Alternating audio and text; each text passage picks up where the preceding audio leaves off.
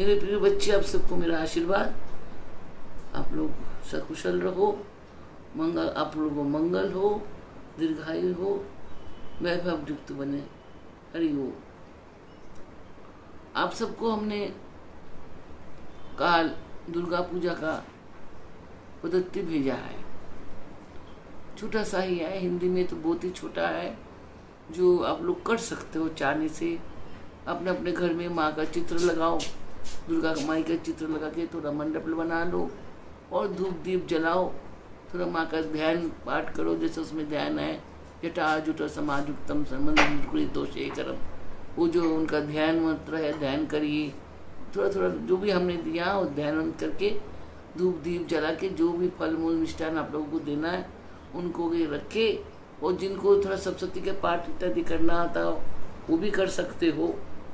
और जो पूजा हमने छोटा सा दिया उसे करके, और जो मंत्र आप लोग कर रहे हो उन मंत्रों को जाप कर सकते हैं। दुर्गे दुर्गे रक्षिणी स्वाहा, ह्रीं ओम दुर्गाय नमः, दुर्गाय जयंती मंगला काली भद्रकाली कपालिनी दुर्गा शिवा क्षमा दात्री स्वाहा सदा नमस्तुते। ये मंत्रों का जाप कर सकते हैं। ध्यान करिए। सबसे जो आप लोगों को हमने शिक्षा दिया, ध्यान अपने चक्रों में ध्यान कर सकते। जो पूजा पाठ इत्यादि बहुत कुछ नहीं कर सकते हैं, धूप धूप जला के माँ को थोड़ा कुछ मिष्ठान इत्यादि माँ को सामने रख के उनको प्रणाम करके और जाप थोड़ा सा करके ध्यान कर सकते हैं। जैसे बांग्ला में बोल दूँ, कारण बंगाली যারা বাংলা কলকাতায় তোমরা যারা যারা পুজো করছো মায়ের, দুর্গা মায়ের, তোমাদের জন্য এটা ভালো সুন্দর আমি ছোট্ট করে পূজার পদ্ধতি লিখে দিয়েছি। আর একটা আমি পাঠাচ্ছি ছোট এক পাতার, যেটার মধ্যে মায়ের 1600 বছরের পূজা নাম ধরে ধরে, যেমন আমরা পাদ্য দিচ্ছি, এই পাদ্য কেমনি করে বানাতে হয়, কেমনি করে অর্পণ করতে হয়, বস্ত্র কেমনি করে দিচ্ছি, বস্ত্র দিতে হয়, পুরো মন্ত্র বলে বলে দিতে হয় একটা একটা করে। তো যারা নাকি যেমন অশোক পুজো করবে, তুমি তুমি দেখে নিও ভালো করে, ওটা প্রিন্টটা বের করে নাও, বের করে দেখে নাও, দেখে ওটা দেখে দেখে পুজো তুমি করতে পারবে। আর একটা পেজ আরও অরূপ করছে ওটাকে তৈরি করছে, আমি পাঠাচ্ছি পরে, আজকালের মধ্যে এসে গেলে আমি পাঠিয়ে দেবো। যারা একটু বড় করে পুজো করতে চাও, আর যারা বড় করে পুজো করবে না তারা মায়ের ফটোটা, যারা দুটো যে ফটোটা রয়েছেন সেই ফটোটা লাগিয়ে একটু ধূপ দ্বীপ জ্বালিয়ে আর মাকে ওই ধ্যানটা যদি পারো ধ্যানটা করে মায়ের একটু স্তোত্রম করে, স্তোত্রপাঠটা করে তারপরে মাকে ওই করে একটু যেটা জপটা তোমরা করছো, দুর্গে দুর্গে দুর্গে রক্ষিণী স্বাহা ह्रीं ओम দুর্গায়, এই মন্ত্রটা জপ করো। জয়ন্তী মঙ্গলা কালী ভদ্রকালী কপালিনী দুর্গা শিবা ক্ষমা দাত্রী স্বাহা সদা নমস্তুতে, এই মন্ত্র জপ করো। যারা নাকি চণ্ডী পাঠ করতে চাও একটু একটু করে একটা অধ্যায় করে চণ্ডী পাঠও করতে পারো। ঠিক আছে? তো তোমরা ওইভাবে পুজোটা 16 তারিখ বিকেলে আমাদের এখানে कलश स्थापना হবে। 16 तारीख शाम को हमारा गुरुकुल के नियम अनुसार उसमें हम लोग अमावस्या के अंत में और प्रतिपदा के पहला अंश में गुरु महाराज ने हमें कलश इत्यादि स्थापना करके उनको आमंत्रण एवं अधिवास इत्यादि हम लोग करते हैं। ऐसा उस दिन मैंने कहा था, जब गुरु या बड़े एक जगह में करते हैं दूसरों को करने का ज़रूरत नहीं है, लेकिन करना चाहते तो बहुत अच्छा, करोगे तभी सीखोगे। मैं तो अब सबके लिए जो हमारा दिल्ली में पूजा होगा, हमारा पूजा टनकपुर में होगा, इस दोनों पूजा में आप सबके लिए संकल्पित है। हम सब, जैसे आप लोगों ने मेरे साथ मंत्र का संकल्प किया, ऐसे ही हम सबको लेके, जो मंत्र जप भी नहीं कर रहा है, जो मेरे बच्चे हैं, मेरे बच्चों को, मेरे प्रियजनों को, मेरे परिवार को, मतलब आप ही सब मेरा परिवार हो, मेरा और कौन है, इन सब के लिए मैं संकल्प लेती हूँ। देश के लिए, धर्म के लिए, सबके लिए संकल्प लेते हैं, लेकिन वो संकल्प से आप लोगों को मंगल हो, देश का सब प्राणियों का कल्याण हो, इसी समझ के मैं हमेशा सबके लिए ये संकल्प देती हूँ। आज भी वैसे ही, इस बार भी वैसे ही संकल्प लेंगे सबके लिए, जगत कल्याण के हेतु, विश्व कल्याण के हेतु ये। और मेरे बच्चों को तो ईश्वर को प्रार्थना करती हूँ, जो मेरे बच्चे हैं उन सबको ठीक से रखिए, उन सबको रक्षा करिए, उनको सद्बुद्धि दीजिए, ये सब तो कहते ही हैं। इनका आयु ठीक करिए, वैभव दीजिए। ये जो चाहे आप अपने घरों में करो नहीं करो, आश्रम में आपका नाम का पूजा 9 दिन तक चलता रहेगा। 9 दिन तक जो हम लोगों ने आप तक जो महीना भर जाप किया, ये 9 दिन तक इस महाजाप का महायज्ञ चलता रहेगा। 9वीं को दिन पूर्णाहुति पड़ेंगे और विजय तिथि मनाया जाएगा। आपके तो भंडारा इत्यादि कुछ करने का सुविधा नहीं है, तो जब भी हम लोग जो 2-4 आएंगे जो लोग, वो लोग भोगी इत्यादि भी खा के जाएंगे। और दर्शन के लिए जो लोग दर्शन के लिए आना चाहेंगे वो हमेशा भीड़ करके ना आए, नहाए धोए और घर के पास आके उतरे और अंदर आप लोग अच्छी तरह से करके फिर मंदिर में जाके माई का दर्शन कर सकते हैं।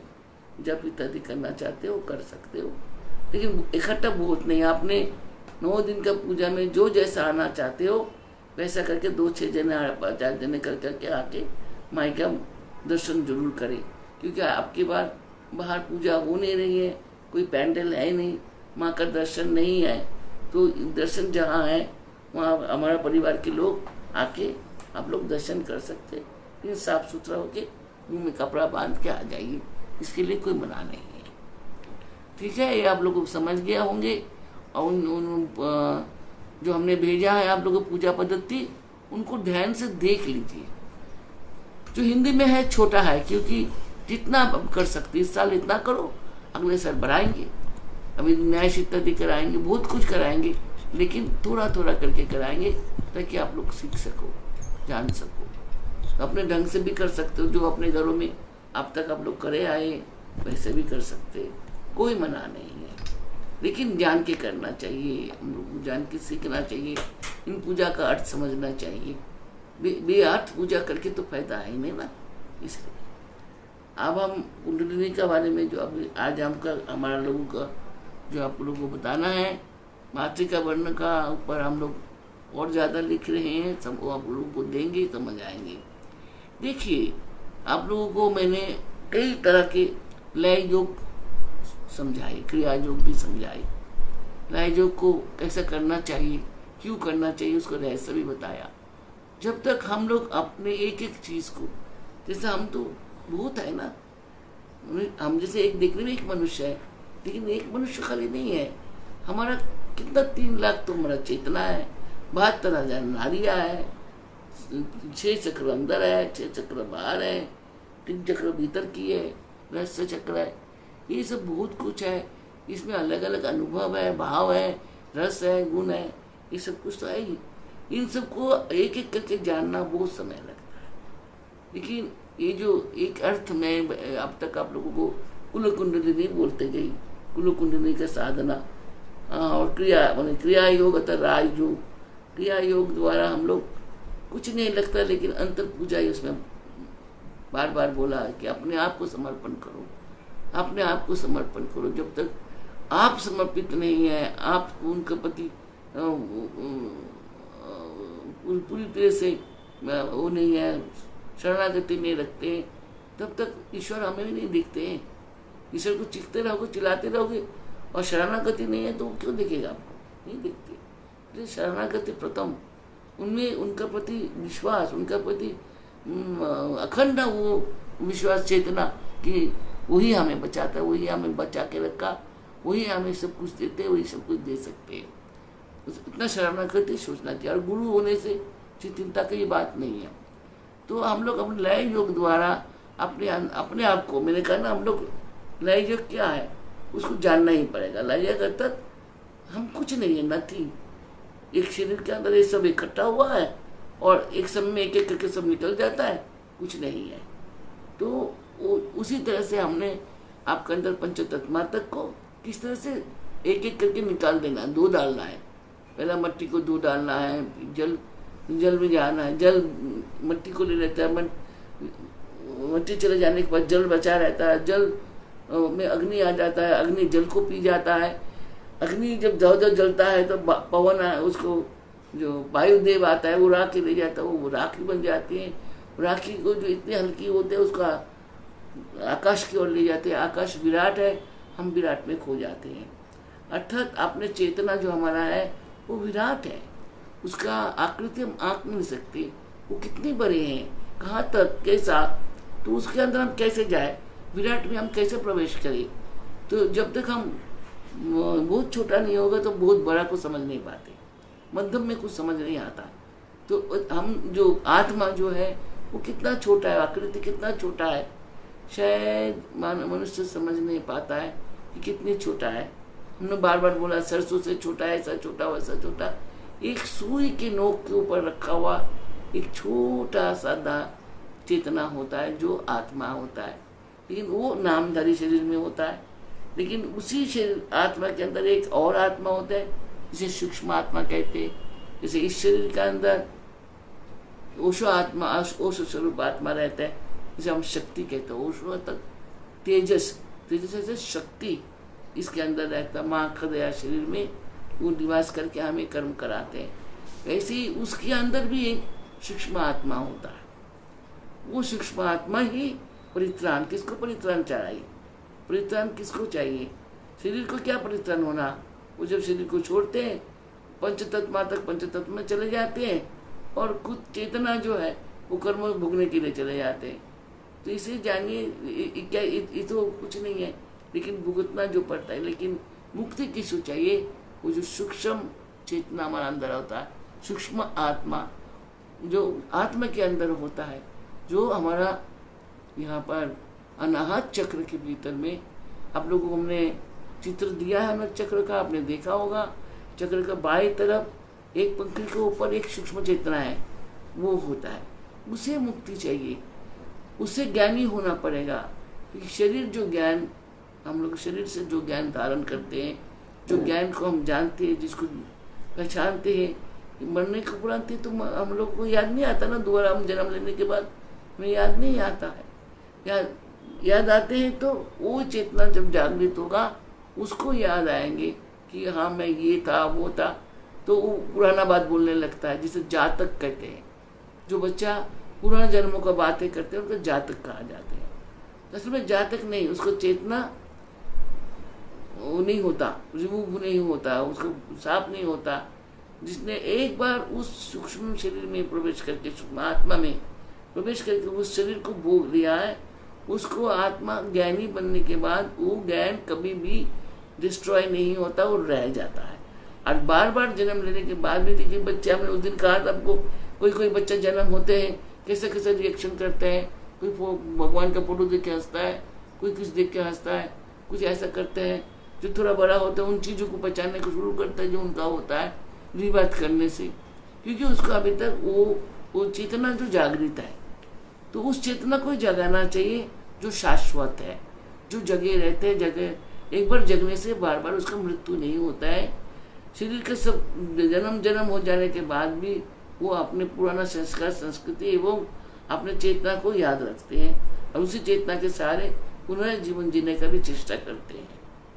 ये सब कुछ होता है। मैंने कई बार हमने देखा है, माँ बाप इतना भक्त नहीं है, घर में उनका घर ऐसा भी है, हमारे पास एक बार आया जिनके माता पिता कभी जीवन में पूजा नहीं किया, और दादा दादी ने, इसको 3 जनरेशन कम्युनिस्ट है, मैंने कम्युनिज्म किया, कलकत्ता का कथा है।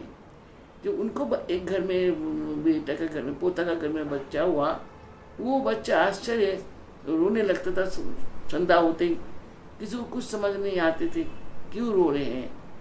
तो आस्ते आस्ते जैसे रोते थे बच्चे को लेके माँ बाप घूमते तो घूमने लगे। तो एक दिन घूमते घूमते घर के बाहर चला गया। उनका घर के बाहर एक छोटा सा मंदिर होता था, संध्या में वो उसमें घंटा बजते थे।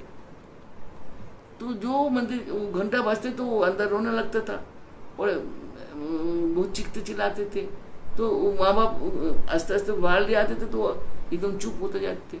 तो माँ बाप समझ गया कि ये कोई घंटा सुन के खुश होता है। तो जब ये घंटा बजते थे रोते थे, लेकिन मंदिर के सामने खड़ा होता था वो छोटा सा बच्चा, चुप करके हाथ जोड़ करके वो आरती और जो पूजा होते थे वो देखते रहते थे, हंसते रहते थे। कुछ समय बीत गया, बच्चा थोड़ा बड़ा हुआ, वो माँ बाप दोनों नौकरी करते हैं। करीब 5 साल के आए में जब मेरे पास आया तो बोला ये बच्चा उल्टा सीधा बात करता है, ये पता नहीं क्या क्या बोलता रहता है कि तुम हमारा माँ बाप नहीं हो, ये कृष्ण को कहाँ है, कृष्ण कहाँ है। वो हमारा दोस्त है, उनके साथ मुझे खेलना है, वो ले गया ही, मैं उनके साथ तो खेल रहा था मैदान में, ऐसा ऐसा बात करता था। तो उसको पूर्व जन्म का या कभी जन्म का उसको याद आता, वो बोलते थे। तो उसके बाद वो अपने आप घर से निकल के जाके मंदिर में खुद पूजा करना शुरू कर दिया। और पुजारी देखा ये बच्चा पूजा कैसे करता है, इसको तो घर में माँ बाप कोई पूजा ही नहीं करता, बिल्कुल एक जैसे बुजुर्ग और जानने वाले व्यक्ति पूजा करता है भगवान का, वैसे वैसे करके पूजा करता है। तो वो बच्चा आस्ते आस्ते बहुत अच्छा पूजा करने लगा। पुजारी को उससे पूछते थे हमको क्या करना चाहिए, पुजारी उसको सिखाते थे। करते करते तो 12-14 साल का हो गया, हमारे पास भी आते थे। तो हमको एक दिन बोला आप हमको कुछ मंत्र दे दो। मैं कि क्या मंत्र दे बेटा, अभी तुम स्कूल में पढ़ रहे हो ना, बड़ा हो जाओ देंगे। क्योंकि उसके माता पिता हमारे पास आते तो थे, लेकिन वो भी हमारे शिष्य नहीं थे, उनका माता पिता हमारा शिष्य थे। तो बच्चा हमने कहा तुम हरे कृष्ण करो। तो बच्चा हरे कृष्ण कृष्ण नाम जाप करने लगा। और आज के तिथि में वो इतना अच्छा साधक बना, उसको उस कालक्रम में शादी कराया गया। वो सब कुछ फिर छोड़ा और छोड़ के वो जो लड़का था वो वृंदावन में रहता है, बहुत अच्छा गाने वाला भी था, वो बजाता बहुत अच्छा है। तो उसके एक बच्चा भी हुआ, पत्नी सबको अपने माँ का बाप के पास रखे, इन दिनों भी अब वृंदावन में रहते हैं और भक्ति मार्ग में निकल गया। देखिए ये संस्कार है, ये अपने पूर्व जन्म को नहीं छोड़ पाया।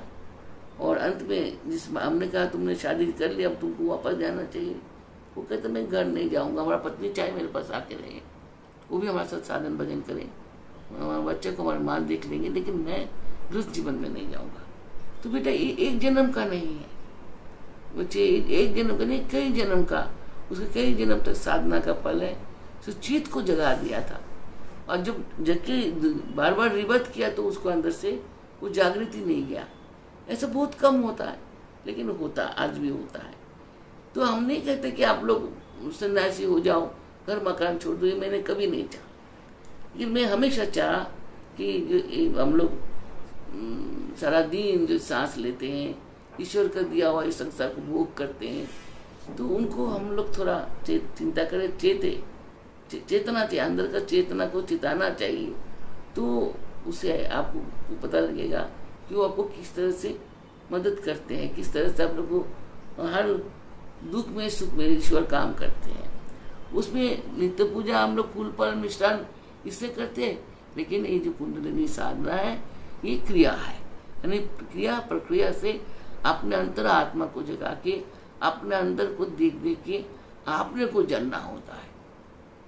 तो इसे कुंडलिनी अर्थात सर्पेंट पावर, सर्प अर्थात काल, इसका अर्थ हुआ काल। आपने देखा मूलाधार चक्र में जो जीवात्मा जहाँ रहता है, जहाँ जीवात्मा रहता है वहीं पर जो नाग, जो सर्पेंट पावर है, जो भुजंग है, वो कुंडली मार के बैठा हुआ है। उसका देखा ना, अपने पूंछ को अपने मुंह में डाल के और ध्यान में बैठा हुआ है, उसी अवस्था में रहते हैं। जो हमारा जो अमृत कुंड है, हमारा चेतना, हमारा जीवात्मा के ऊपर ही वो बैठा हुआ, अर्थात काल। वो काल है, समय है, जो अपने समय से खोलते जाते हैं और हम लोगों को शिक्षा, हम लोगों को चेतना को बढ़ाते हैं। हम लोग जब जन्म होते हैं छोटा, हमारा सब कुछ छोटे छोटे होता है, जैसे जैसे हम बड़े होते जाते हैं हमारा सब कुछ बड़ा होता था। एक्सपीरियंस बड़ा होने का मतलब हमने जो काल को भोगा, काल को समझा, काल के संग चला, वो आस्ते आस्ते बढ़ते गए और हमारा एक्सपीरियंस बढ़ते जाते हैं। इस तरह से एक दिन बहुत ज़्यादा बढ़ते हैं तो हमारे अंदर वैराग्य आता है। वैराग्य आने से क्या होता है, हम लोग सत्य को जानना शुरू करते हैं। सत्य को जानते जानते हम लोग अंतर प्रेमी बनते हैं, अंतर प्रेम को उद्भाग करते हैं और अंतर्मुखी होके अपने को देखना, यानी आँख बंद करके अपने को प्रत्येक दिन को देखना कि मैं ये हूँ, मैं ऐसा हूँ, मुझे ये चीज़, मेरा ये जो हमारा विरोध नित्य कर्म कर रहे हैं ये अच्छा है, ये अच्छा नहीं है, ये अच्छा हो सकता है, अच्छा नहीं हो सकता। जो आपको काम नहीं देता, अच्छा नहीं होता, उनको आप हटाते जाइए और जो आपके लिए हितकारी है, प्रेमकारी है, शुद्ध है, उसको निकालते जाइए। तो उस काल को जानना, काल को जानना अति कठिन है। तो उस काल को कैसे जाने, तो जब तक हम अपने सारे चैतन्य जो सारा शोक शक्ति हमारा अंदर है उन सबको एकत्र करके जब तक वहाँ ले जाके उस भुजंगी का सिर के ऊपर नहीं करेंगे ऐसा, तब तक वो ऊपर नहीं आते, वो मुंह नहीं खोलते, वो अमृत कश खुलते नहीं, आप उसमें जा नहीं सकते। तो वो काल के संबंध में जानना। और दूसरा मातृका जो सबसे प्रथम हर चक्र में जो मातृकाएं हैं उनका वर्णाक्षर है, जो मैंने पिछले दिन आप लोगों को समझाया। एक एक वर्णाक्षर को कम से कम 1,00,000 बार जपिए। 50 तो है ही, 50 आए 1,00,000, 1,00,000 जपेंगे तो 50 लाख, इससे ज़्यादा क्या। तो हर एक चक्र, हमने जब चक्र प्रवेश आप लोगों को सिखाया, चक्र में प्रवेश करने के बाद एक एक पंखुड़ियों पे जाके एक एक मातृकाओं को 1,00,000 जाप करिए। आप लोग एक दिन देख लीजिए कि हम लोग एक 2 मिनट में कितना जपते हैं, 10 मिनट में कितना जाते हैं, 1 घंटे में कितना जापते हैं। तो अंदर जाके आपको पूरा चक्र घूमने की ज़रूरत नहीं है, ऐसा करके करिए। जैसे एक आपने प्रवेश किया, पहले एक पंखुड़ियों में इतना जाप लिया, फिर दूसरा पंखुड़ी में गया, दूसरा वर्ण में गया, तीसरा चौथा में गया, एक एक को 1,00,000 जपते जपते जपते जपते फिर रुद्र का जाप करना है, फिर रुद्रानी शक्ति जो है उनको जाप करना है। सबको जाप करके गणपति इत्यादि देवता है, सबको आधार में से निकलने के लिए कितना टाइम लगता है, नहीं सबसे मूल चक्रों में से। बाकी उसके बाद तो सब बढ़ते जाएंगे चक्र में देवी देवी, इन टोटल तो है 50 लाख एक अक्षर जापना कोई बहुत बड़ी बात तो कुछ नहीं है। हम लोगों ने इससे बहुत ज़्यादा जापे हैं।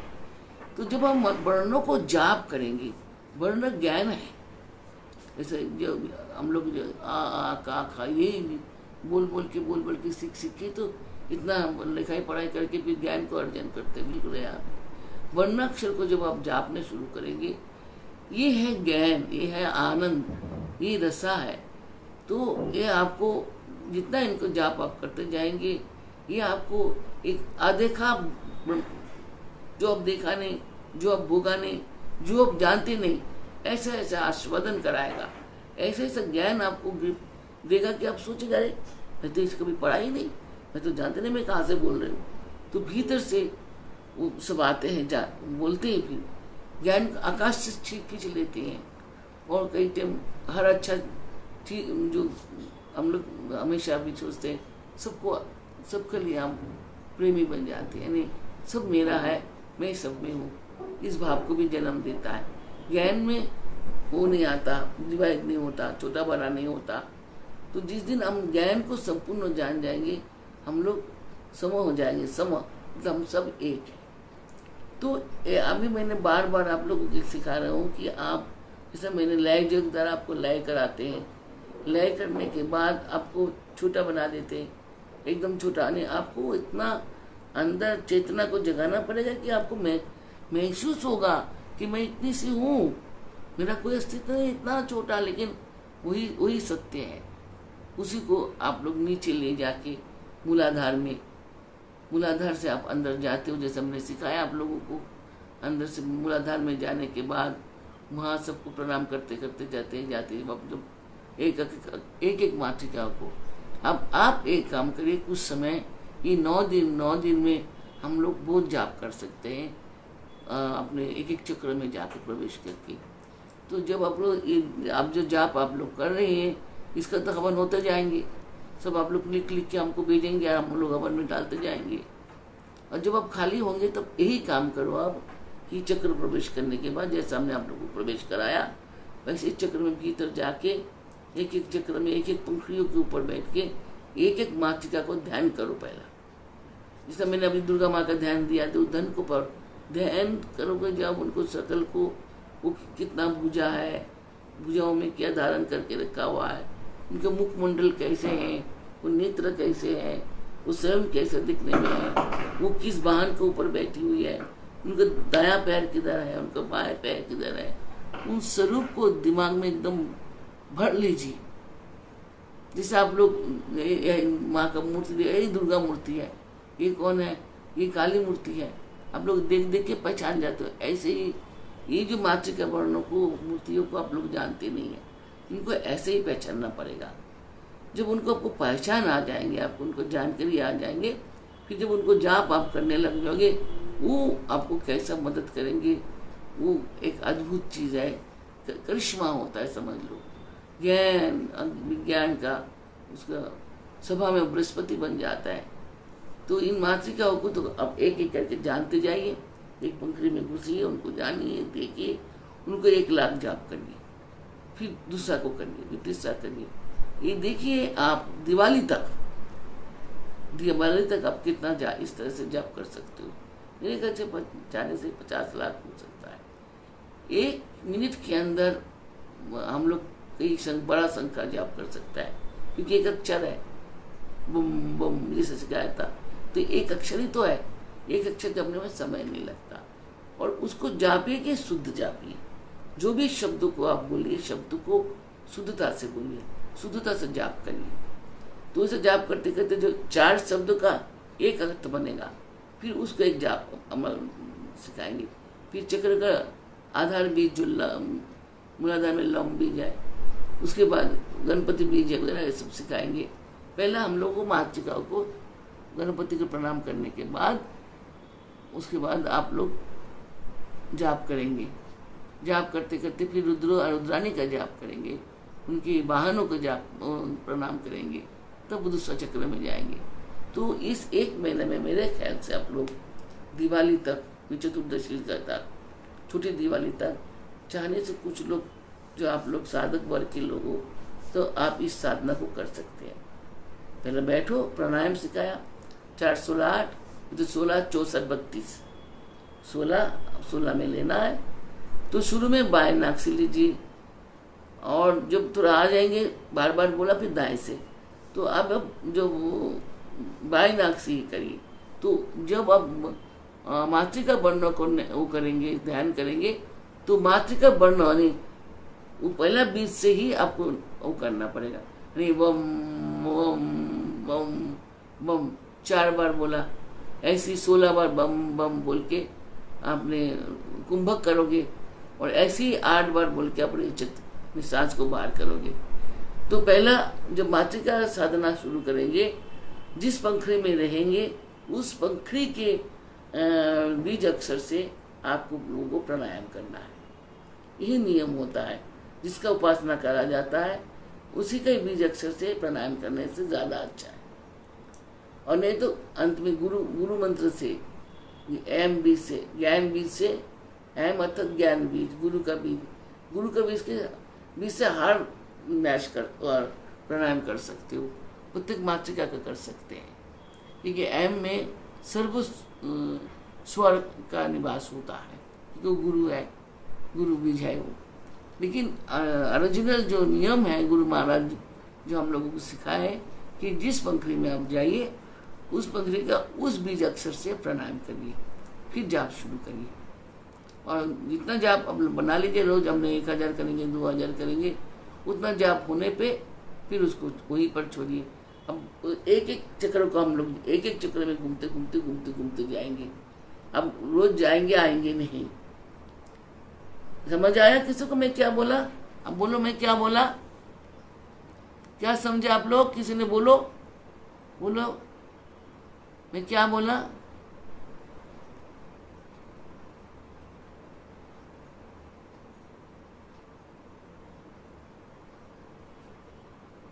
বলছে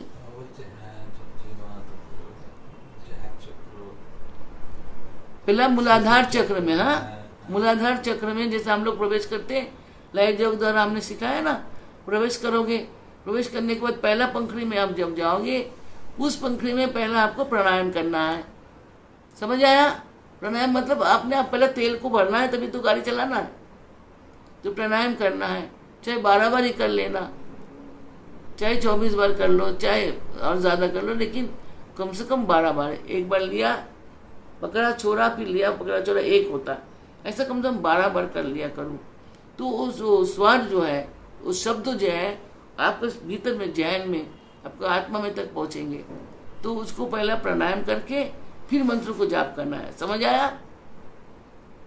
तो आप लोग कितना जाप कर सकते हो, चाहे 1 लाख में जाप करना चाहते हो, चाहे 11,000 जाप करना चाहते हो, उसको संकल्प लेना पड़ेगा कि मैं इस वर्णों का इतना जाप करेंगे। तो उतना जाप करो, फिर दूसरा वर्ण में जाना है। तो कई 2 दिन लगे 3 दिन लगे, उसी एक पंखुड़ी में लगे रहना। जब उस शंखा खत्म होगा तब दूसरा शंखा, जब दूसरा शंखा आएगा दूसरा मातृका के पास पहुंचना है। इस तरह से एक एक मातृका का ये स्वर को हमें वो आयत करना है, मतलब उसको हमें उसको एकदम अपने अंदर घुसा लेना है। तो हमारा गुरुजी कहते 1.25 लाख कहते थे, 1,25,000 करो, 1 लाख करो, कम से कम इतना 50 लिपि है तो 50 लाख तो करो ही, ऐसा कहते रहते थे। तो हम भी कहते हैं कि जितना करोगे उससे आप लोगों को साधन बढ़ेंगे, अद्भुत साधन बढ़ेंगे, आप लोग साधन कर पाओगे और विभ्रांत नहीं होंगे। क्योंकि मातृका जो है ये विभ्रांत नहीं होने देता।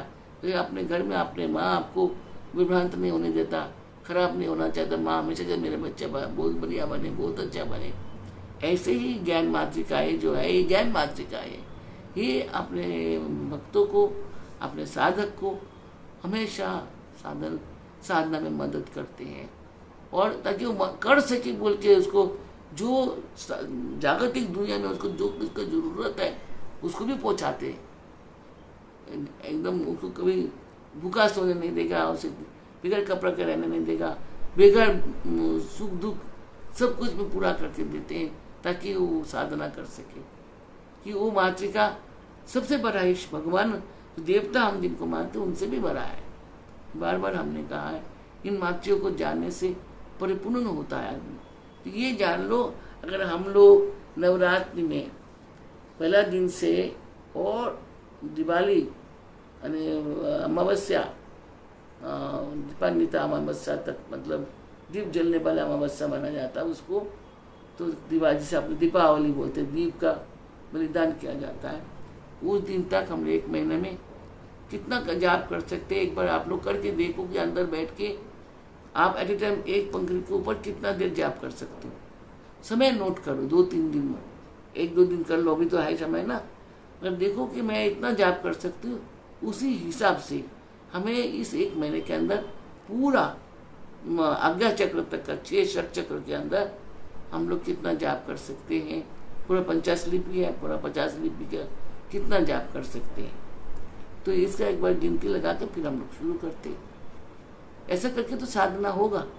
जैसे हम लोगों ने अभी जगत कल्याण के लिए दुर्गा मंत्र जो जैसा मैंने कहा कर सकते हो करो। यहाँ भी अगर आप 1 लाख नहीं कर सकते हो, 10,000 कर लो, 20,000 कर लो, जो आप कर सकते हो उतना करो।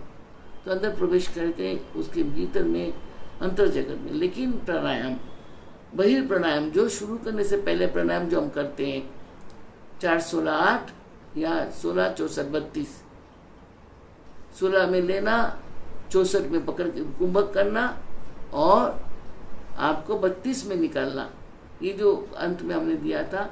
और जो इतना बड़ा नहीं कर सकते, जो आसान करना ही चाहते हो, आसान में ही होगा 4-16-8। तो ऐसे भी पहले बाहर जो हम लोग बैठेंगे, तब प्राणायाम करने के बाद, लय योग करने के बाद, अंदर हम लोग छोटा सा बन जाने बाद ओशो जो शक्ति, जो जब हम मूलाधार से अंदर प्रवेश करेंगे, अंदर प्रवेश करने के बाद गणपति को प्रणाम और गणपति जाप भी हम लोग करते कि वो चोर है, सारा आपका शुक्र सिक्योरिटी चुरा भी लेते हैं, उनसे चौरा गणेश को वहाँ पूजा करते हैं, थोड़ा जाप करते हैं। इंद्र है वो डरते रहते कि साधक बड़ा हो के ना मेरा जगह ले ले। तो तरह से लम इंद्राय नमो, लम विजय का लम इंद्राय नमो, इंद्र का जाप कर लीजिए। फिर आप अंदर प्रवेश करके मातृका के पास पहुँचते हैं। जैसे हमने आप लोगों को सिखाया, ऐसे एक एक मातृका के पास जाकर देख लो कैसा कर सकते हैं। फिर मैं कल तो नहीं, फिर परसों आप लोगों से पूछेंगे कैसा करना है। तो साधना इन दिनों देवी पक्ष है, माता का धरती में आगमन होगा, हर और शक्ति है। अगर आपको अनुभव करने का थोड़ा भी ताकत है, अगर आप थोड़ा बैठ के साधन करेंगे आंख बंद करके, आपको परिचय होगा कि शक्ति कैसा भरा पड़ा है।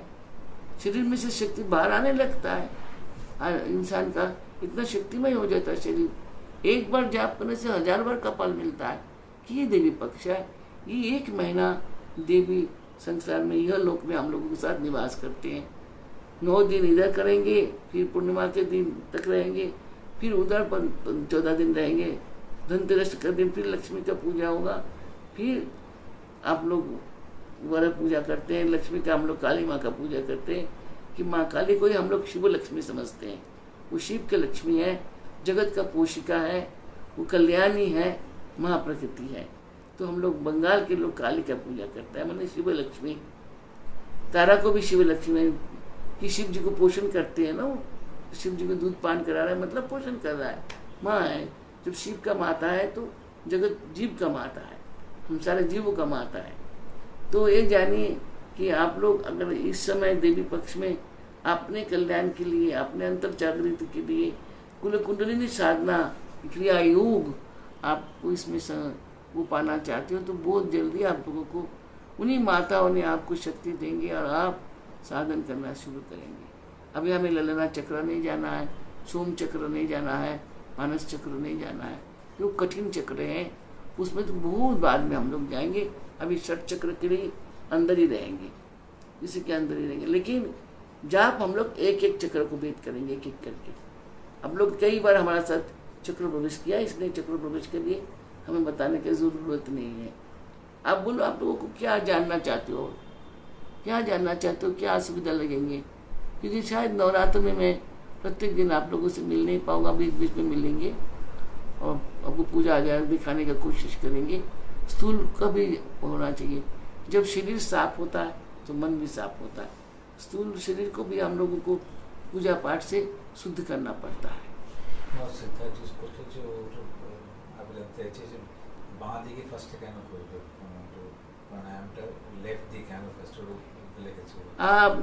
बाएं तरफ इसलिए प्राणायाम करना है सिद्धार्थ कि हमारा चंद्र नाड़ी ठंडा होता है और सोम वाला ये भगवान सोम के होते हैं, इसमें कभी शरीर में गरमाई नहीं आता। साधक जो अननोन होता है, साधक जब बच्चा होता है नहीं, साधक को जब इतनी ज्ञान नहीं होता है कि कौन क्या करेंगे, तो इसलिए उसको बाएं नाक से स्वर को लिया जाता है ताकि उसको शरीर में किसी किस्म का भी कष्ट ना आए, कोई और कष्ट ना आए। कि सूर्य नाड़ी जो है ये अग्नि नाड़ी है, जब ये चला दोगे और आप उसको बस रोक नहीं पाओगे तो आपको शरीर में बहुत किस्म का बीमारी आ सकता है। इसलिए जब तक गुरु नहीं कहते हैं आप दाएं स्वर में चलो, तब तक नहीं जाना। आपने नोट किया आज तक जो हमने बताए, हमेशा जब मैं आपको लोगों के साथ प्राणायाम करती हूँ तब कहते हो आप लोग दाएं नाक को चलाओ, कि दाएं नाक से बहुत जल्दी जल्दी स्वर चलने लगता है।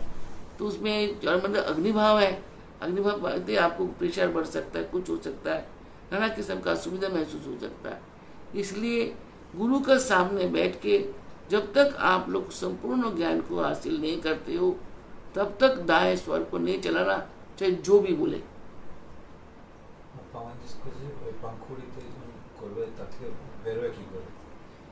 नहीं, उस पंखुड़ी में जब जाएंगे फिर हम क्या करेंगे? निकालने के लिए हम चारों को घूमते हुए निकलेंगे, रास्ता तो ये है ना।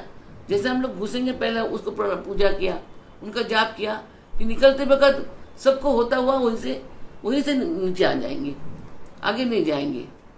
जैसे मूलाधार में हम गया तो पहला चक्र बम में गया तो हमने पहले गणपति को कर लेंगे, गणपताय नमः जैसे सिखाया हमने 10 बार 5 बार गणपति का है। गणपति मेरा साधना में सिद्धि दो, मेरा साधना को आगे ले चलो। मैं आपका गाड़ी में बैठा हूँ, मैं आपका शरण में बैठा हूँ। इंद्र को हमें साधना करने के बाद हमारे अंदर अहंकार नहीं देना, हमारे अंदर तेजस को ज़्यादा नहीं देना, हमें विनय देना, हमें शांति देना, तुष्टि पुष्टि देना, ताकि हम जहाँ साधना करने के बाद हम ऐसा ना बने जिससे कि हम पतित की ओर जाए। तो उन दोनों से आज्ञा लेके प्रणाम करके फिर जैसा हम लोग को आपको सिखाया, फिर भगवती को प्रणाम करते हुए जब हम अपने पहले पंखड़ी में जाएंगे तो पहले पंखड़ी में अब जाके बैठ जाऊँगा थोड़ा प्राणायाम। आप तो वहाँ भी तो जैसा शरीर यहाँ है वहाँ सूक्ष्म शरीर आपके साथ जा रहे हैं, तो सांस को वहाँ भी प्रक्रिया कर सकते हैं, सूक्ष्म प्रक्रिया कहते हैं इसको। वहाँ सूक्ष्म प्रक्रिया को करने के बाद फिर आप जब समझ ली कि मैंने इतना मिनट करना है, तो जैसा मैंने आपको कहता हूँ 5 मिनट जाप करो, चलो वापस चलो, यहीं पर ऐसा ही आप घड़ी रखो, उसमें अलार्म दे दो, पहले देख लो आप कितना मिनट में कितना जाप करते हो और कितना जाप आपको करना चाहिए,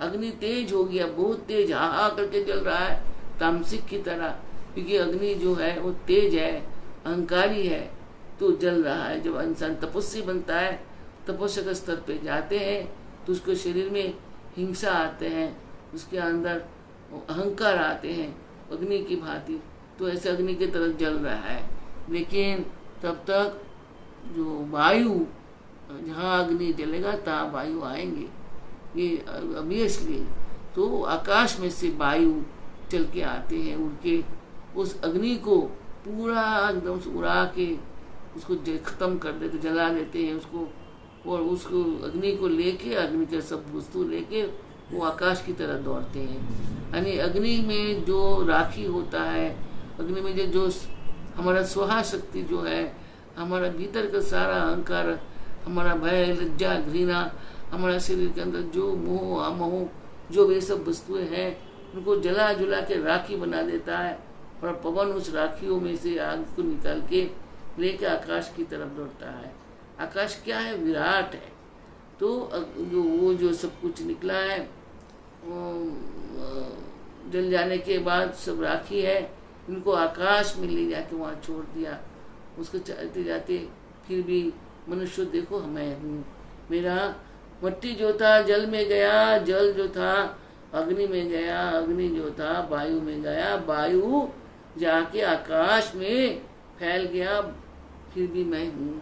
लेकिन आप मेरे शरीर पंचतत्मात्मक शरीर नहीं है, एक छोटा सा जैसे सुई की नोक पे रखा हुआ एक छोटा सा दाना है, जो लाइट बहुत तेजस है, बहुत जोर से चमक रहा है, वही आत्मा है, वो शून्य है, वही तेजस है, वही ओशो है, वही मातृ शरीर का कर्मधर है, वही कर्म करता है। वो जब तक हमारे शरीर पे रहते हैं हम लोग जीवित रहते हैं, वो जब निकल जाते हैं हम लोग मर जाते हैं।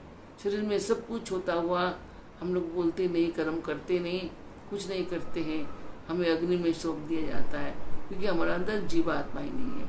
वही जीवात्मा जो अति सूक्ष्म है, अति छोटा है, उसको आप आस्ते आस्ते नीचे की तरफ लाइए, अपना शरीर के निचले भाग में लाइए। शरीर के जो हमारा स्पाइनल कॉर्ड है, जो हमारा मेरुदंड है, उसका नीचे एक गोल ऐसा है, जिसके अंदर एक छोटा सा जगह है, जिसमें से 3 नाड़ियों का, नाड़ी तो कही है नहीं, 3 नाड़ी ऊपर तक जाते हैं। उसमें ईरा नाड़ी, पिंगला नाड़ी और उसमें सुषुम्ना नाड़ी, 3 नाड़ी ऊपर की तरफ जा रहे हैं। आप आस्ते आस्ते नीचे, जो लोग जानते हो, आप अपने स्थान पे आइए कि मूल सिंगार छिद सुषुम्ना पतेना शिवम शिवम परम शिवम पति युयामि स्वाहा। आपने शिव रूपी जीव हो, जीव जो शिव बन जाता है, उसके अंदर चैतन्य है, उस चैतन्य को उस छोटा सा जो उसमें छिद्र है, उस छिद्र से अंदर प्रवेश करना है।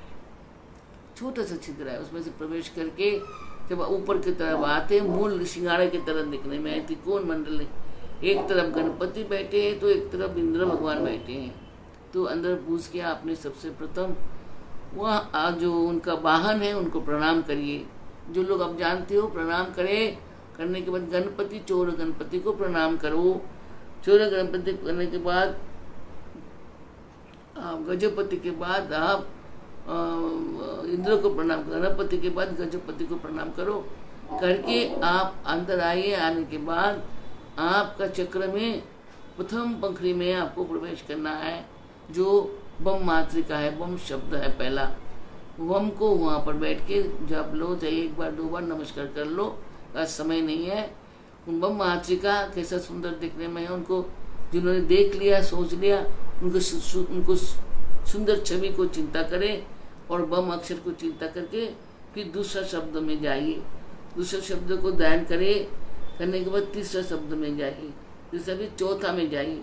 चौथा में जाने के बाद घूमता हुआ आप फिर नीचे आके कुंभ के ऊपर जो भुजंगी बैठे हैं, अपने पूंछ को मुंह में दबाएं और उसके ऊपर बैठे हैं भगवती, उनको प्रणाम करते हुए आप रुद्र के रुद्र लोक को जाइए।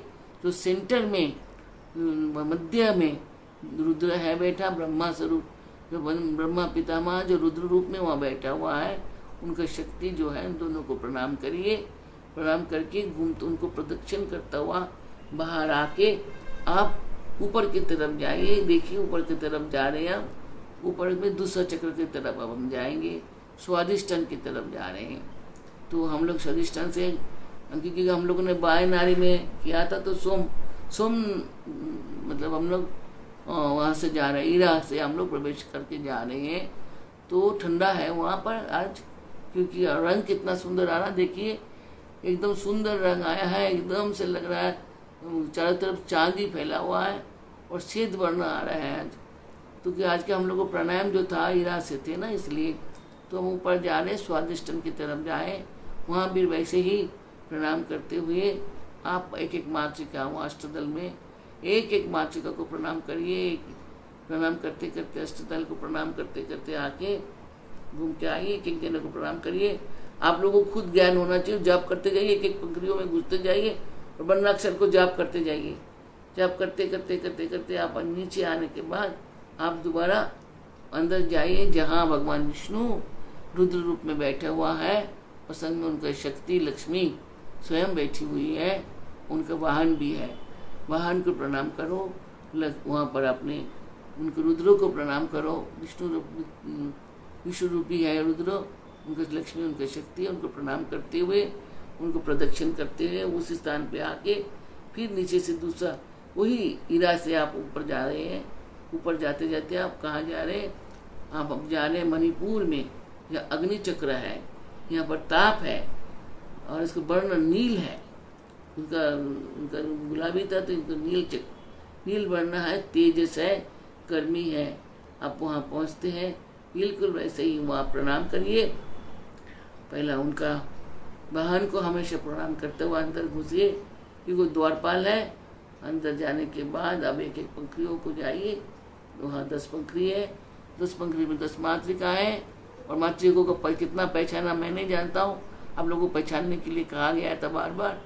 एक एक मातृकों को पहचानिए, एक एक वर्णों को कंठस्थ करिए और वर्णों को जापते जापते जापते पूरा प्रदर्शन करते करते करते करते घूमते घूमते घूमते घूमते आप फिर नीचे आइए। 10 चक्र में घूमते घूमते घूमते नीचे आके फिर आप ऊपर की तरफ जाइए, जहाँ रुद्र बैठा हुआ है। रुद्र और रुद्रानी यानी दोनों शक्तियों को प्रणाम करिए, करके उनको प्रदक्षिण करते हो पीछे से बाएं तरफ से आके रुद्रानी का नीचे जाइए। उसी छिद्र से दोबारा प्रवेश करके आप ऊपर को जाइए। ऊपर का तरफ जा रहे हैं हम लोग, ऊपर में स्वादिष्टान में जाएंगे। स्वादिष्टान जब सबसे निस्वादित हम जा रहे हैं, अनाहत में जा रहे हैं। अनाहत जो हृदय है, जो मुलायम है, प्रेम है, दया है, क्षमा है और उसमें है भक्ति, श्रद्धा, सब कुछ वहाँ पर बड़ा सुंदर स्थान है। वो वहाँ जाके एक अंगम में बैठा हुआ रुद्रानी है और वहाँ पर मातृकाएँ जाए 16। अब जाइए आस्ते आस्ते आस्ते आस्ते एक एक मातृका को प्रणाम करिए, उनको चेहरा को देखिए, करते करते जापते जापते जापते जापते घूमते घूमते घूमते घूमते आप इस तरफ आइए, नीचे की तरफ आइए, फिर प्रवेश करिए चक्र में। चक्र में अपने वहाँ रुद्रानी को प्रणाम करिए, उनको प्रदक्षिण करते हुए आप पीछे जाइए। जो छिद्र है उसमें से फिर नीचे उतरिए, जाके ऊपर को जाइए। ऊपर के आपको कंठ में आपको जाना है, कंठ में आपका विशुद्ध चक्र है। विशुद्ध चक्र में जाने के बाद वहाँ 16 जो पंखुड़ियाँ हैं वहाँ जाने के बाद वही प्रणाम करिए, पहले द्वारपाल को, फिर उनको प्रणाम कर जन्म दिखा के आप अपने पंखुड़ियों में जाइए। एक एक शब्दाक्षर को जाप करो, जाप करते करते उनको मातृका को पढ़ने को जाप करते करते उन मातृका को सुंदर सूरत को देखते हुए उनसे प्रार्थना करते, हाथ जोड़ के जैसा मंदिरों में आप घूमते हो बिल्कुल उसी तरह से भ्रमण करता हो, घूमते घूमते प्रणाम करते करते करते करते करते फिर नीचे आया। उसमें से फिर आप अंदर हीरा से फिर अंदर गया, रुद्रानी को प्रणाम करके उनको पीछे से जाके आके फिर उसी छिद्र में से फिर आप ऊपर की तरफ जा रहे हैं। आप परीक्षा में पहुंच गए। परीक्षा में जो नाक के ऊपर यहाँ परीक्षा आज्ञा चक्र है, आज्ञा में पहुंच के आप ईतर नामक शिव उनके शक्ति से आप आज्ञा मांगिए आप ऊपर जाने का, कि आप हमें हमारे गुरु घर यानी गुरुधाम को जाने का आज्ञा दे, हमें प्रकाश में मिलन होने का वो दे, आज्ञा दे, और आप वहाँ जाने से उनको प्रणाम करिए। वहाँ 2 दल है, 2 पंखड़ी है, हम और छम। उसमें हम रूपी और छम रूपी मातृका को पहचानो, उनको प्रणाम करो। दोनों को प्रणाम करने के बाद पुनः नीचे आओ घूमता हुआ।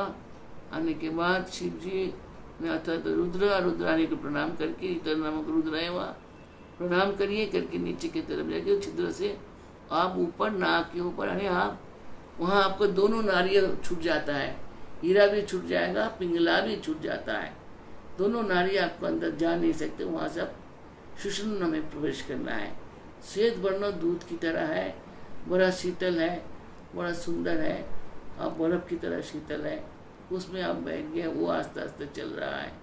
उसी में बैठ के आप आगे की तरफ जा रहे हैं। जाते जाते आप अपने द्वादश में, आपका सर के ऊपर 12 पंखुड़ियों वाला कमल में आपका गुरु दक्षिण मूर्ति, यानी दायां पैर उनका नीचे है, बायां पैर उनका गोद के ऊपर है, और सारा 33 कोटि देवता उनके सामने दास की तरह खड़े हैं।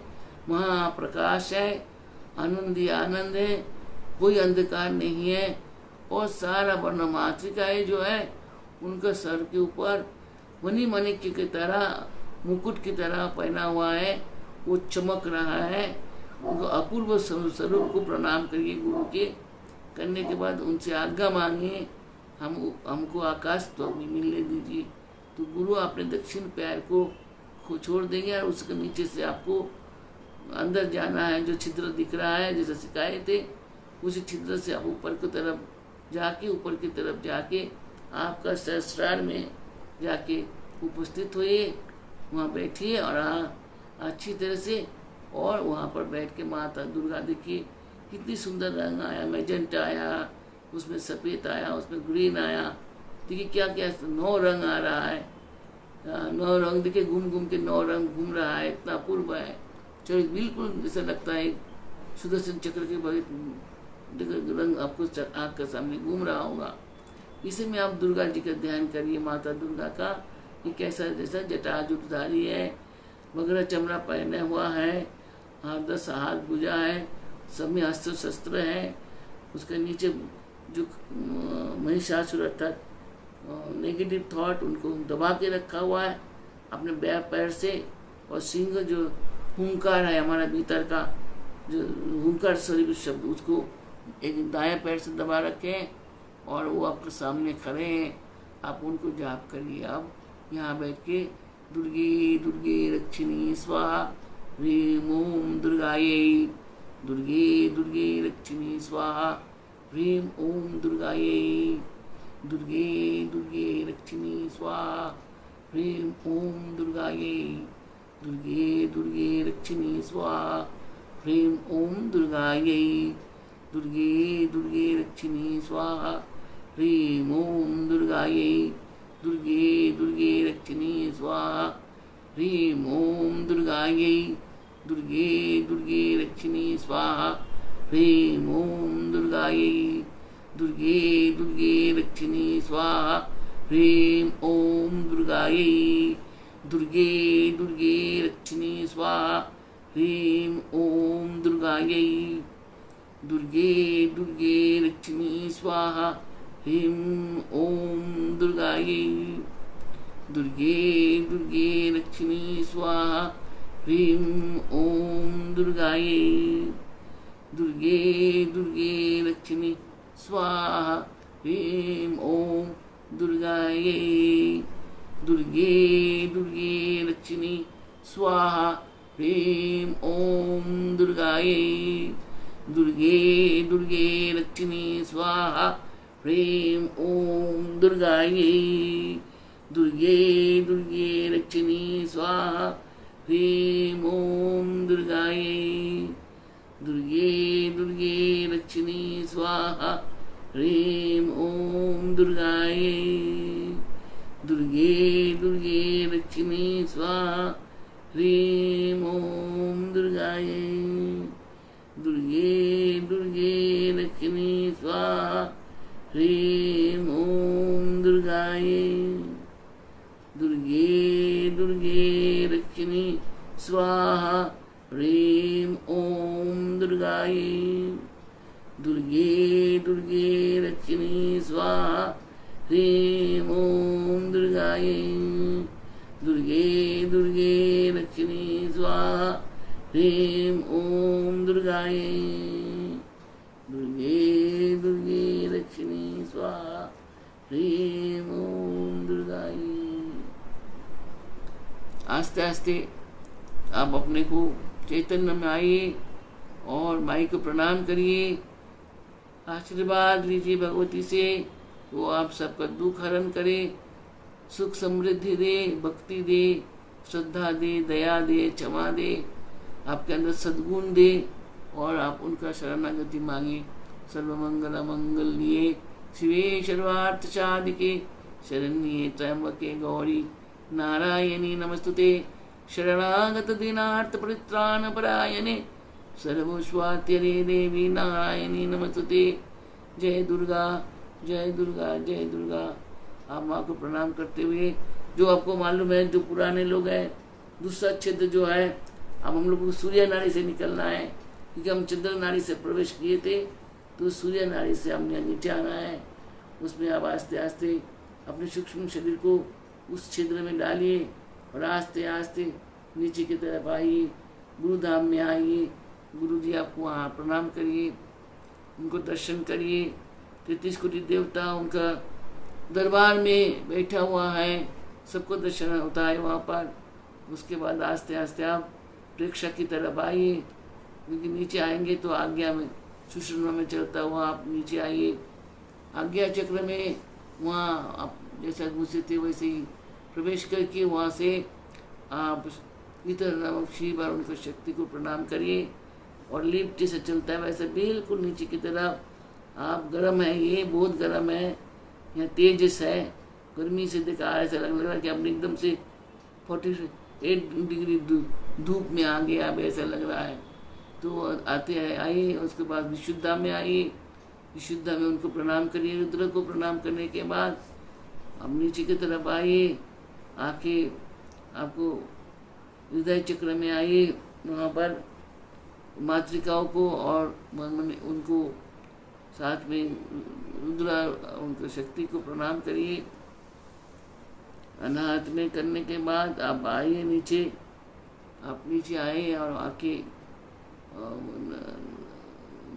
यम बीजधारी जो अग्नि चक्र है, रम के बीज रम बीजधारी ने उनको पास आके वहाँ पर रुद्र को प्रणाम करिए। प्रणाम करने के बाद मणिपुर में वहीं से प्रणाम करते हुए आप नीचे को आइए, स्वादिष्टन में आइए। स्वादिष्ट में रुद्र रुद्राणी को प्रणाम करके मातृका को प्रणाम करिए और आस्ते आस्ते फिर आधार में आइए। आधार में आके उल्टा तरफ से जाना पड़ेगा ना, तो हम लोग उल्टा तरफ से इधर से चलता हुआ सूर्य नाड़ी की तरफ जाता हुआ नीचे की तरफ जाते हैं। गणपति को प्रणाम करते हैं, गजपति को प्रणाम करते हैं, भगवती जो अम्मा पराम्मा उनको प्रणाम करते हैं। भुजंगी कालीन जो काल शक्ति है, वो अमृत कुश के ऊपर बैठे हैं, उनके ऊपर उनको प्रणाम करेंगे। और करते हुए हम नीचे मूल की तरफ जो ट्रायंगुलर का एकदम सीधा तरफ जाएंगे, छोटा सा छिद्र है, उसमें से बहिर्गमन करके हम बाहर आते हैं। बाहर आने के बाद आप आस्ते आस्ते अपने शरीर को प्राप्ति करते हैं। वही शरीर जो आपने छोड़ गए थे, वो मिट्टी का स्तूप, वो जल, वो अग्नि, वो वायु और वो आकाश, तीनों फिर से वहाँ पर खड़े हैं आपका शरीरधारी। आप उस शरीर में प्रवेश करिए और आस्ते आस्ते अपने हाथ को रगड़िए। रगड़ने के बाद आप उसको अपने आँख में गर्मी को महसूस करिए, गर्मी को अंदर लीजिए और प्रार्थना करिए जो आपका मन में है। हे चक्रधारी, हे महाभुजंगी, हे महामाये, हे चक्र की अधिष्ठाता देव देवी, आप हमें आशीर्वाद दीजिए, आपका शरण दीजिए, आपका शरणागति दीजिए, आपके प्रति हमारा विश्वास और हमारा सर्व कामना आपके चरण में, ताकि हम निष्काम होके सकाम साधना को पूरा कर सके। तो हरिओम करके अपने आँख को खोलिए। अभी तो खुलने को मन नहीं कर रहा है, करिए और इसको अनुभव करिए। अभी भी रंग बहुत तारा देखिए, पीले नीले सब चल रहा है, चक्र की बातें चल रहा है, बहुत अच्छा है। तो बैठने को मन करे तो बैठ भी सकते हैं, जिनको बैठने को मन कर रहे। तो आज साधना यहीं पर है। आज कुछ लोगों ने नया हम लोगों के साथ शामिल हुआ है, तो उनके लिए हमको तो बोलना पड़ा है कि एकदम से उन्हें समझ नहीं आया होगा, उनको समझना पड़ेगा। तो बीच बीच में हमें पुराना रिपीट करना पड़ेंगे। जो आप लोग जानते हो अब तो जानते ही हो। तो आज यहाँ पर आप सबका आशीर्वाद देते हैं। खुश रहो, कुशल पूर्वक रहो। कल हमारा नहीं आएंगे, आपको परसों आप लोगों से मिलेंगे। साधना नहीं छोड़ना है। ये जो हमने दुर्गा का भी सिखाया, ये पूरा महीना पूरा करना है और 9 दिन भी पूरा करना है। उसमें जो करना मातृका को भी करना है। तो साधना में पूरे लगे रहो, ईश्वर आपको सक्सेस देंगे, आनंद। तो मेरा आशीर्वाद, शुभ रात्रि, जय गुरु श्री गुरु, जय माँ।